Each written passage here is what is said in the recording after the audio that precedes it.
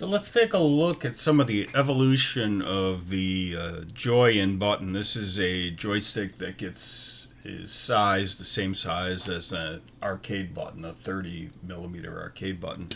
And I've been going through some revisions and then revisions of revisions and revisions. Here is the original stick. This is the version 1, which I'm still going to keep available. This one is sized at a 28 millimeter diameter hole, so you have a little bit more flexibility size-wise. It's worked out pretty well. People have been happy with it. The challenge is because the way this is designed, and if you see my fingers here like that, that's where your panel would be. So it sticks up about about a centimeter that way, and then plus whatever the stick. But the challenge with this one is that it can't use a standard topper. So you can't use a standard mushroom topper like you'd see in a thumbstick. So I provide a number of extensions and little custom sticks and whatnot to do that. Well, I had some folks asking, can I do something with with a more traditional thumbstick mushroom topper? And this is the version 2 which I came up with. Now you can see what I did is I pushed the whole mechanism up, whereas it's inset here. I pushed it up, and that allows the space for the joystick inside, which that's press fit right now, and it allows the joystick there. Now I had a customer asking about this, and I said, I haven't released this yet, but it might fit more for what he needs.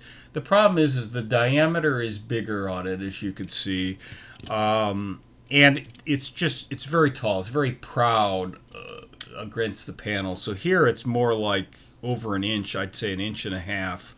I know I'm mixing my measurements here. Maybe about 25 millimeters above the surface. So it's a little tall and it's a little wide. So if you have buttons close to it, the buttons would be like at this level, and the joystick would be at this. So I said, well, let me see if I could kind of rethink this. And I started rethinking it to begin with because the customer was asking, can I make the actual diameter bigger to the full 30 millimeters, because he was concerned about if there was slop in the hole and if it would move around or whatnot. Absolutely valid concerns. And normally I have an O-ring enclosed, and when you have the slip ring that presses against it to go against your panel, it keeps it pretty tight. But 30 millimeters makes sense. So I went through iteration over the last night or two, and I came up with something new that I think I'm going to skip right over version 2. Maybe I'll make it available, I don't know. But I think I'm going to go right to version 3, and I think you can see why here. What I've done is I have made it so that the joystick mechanism is now sunk down further into the core, as I like to call it, and I have sized it so it's back down to its smaller size. So it's in fact, it's only slightly larger. These joystick buttons are about 33 millimeters in diameter.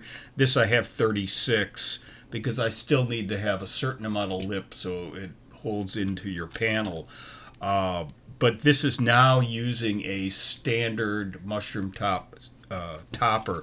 Now, one thing I had to do, though, is I couldn't use the bulk of my larger ones that I have here. This is more like a PS2 one.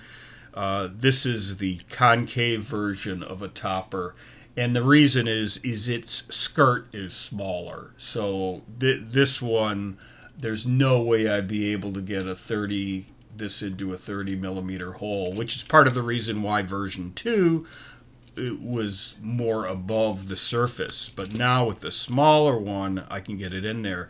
And this is sized for 30 millimeters in diameter at the hole, and the insert part is the same, but it's that thickness on the outside that's wider. The other design change I did with the version 2 and above is I made these so that I no longer glue them. First off, I hate glue because it's just a pain to deal with and it's a mess, but it also prevents stuff from being repaired. So the what happens with these is I've redesigned it to this tab design so it can be taken apart.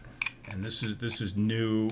This is originally to help me with my assembly, but it's also the benefit of my users.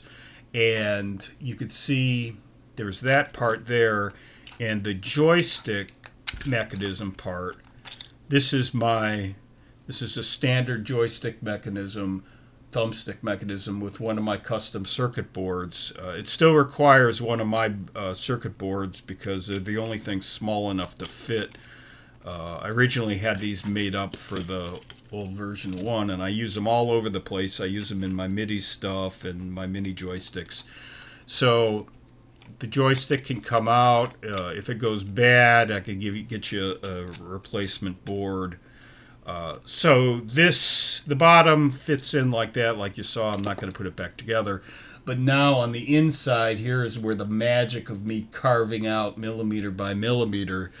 So the stick is down in the trenches now, and the smaller thumbstick topper goes right on like that. So that gets that there. And then I was like, oh, this kind of looks like dust is going to get in or whatever. So I did this dust cap, which then fits over like that and gives it I think a really nice clean look. So it's very low profile. It's just that top of the stick that's sticking out. It still has full range in all directions, which is kind of cool.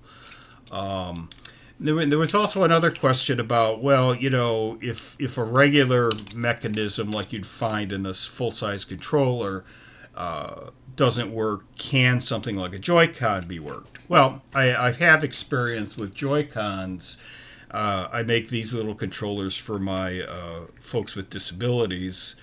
And the challenge with the Joy-Con is that they have a square base, which is actually bad when it comes to trying to put it into this circle, because with the tabs it's actually too large. But it also uses the little cable there, and you have to have a breakout board. The cable's super short. You have to have a breakout board, which I do. It's not shown here. And man, getting that puzzle all fitting into this would be an exercise in frustration, and I'm trying to avoid frustration at all costs. But going on with this, so that goes in there like that, and this part of it will be pre-assembled for you. But if a wire happens to be yanked out, and get your pennies ready, because that's what I'm using instead of a screwdriver. I've sized this for a penny. Haha, isn't that smart? And so that's all tight in there. It doesn't move around.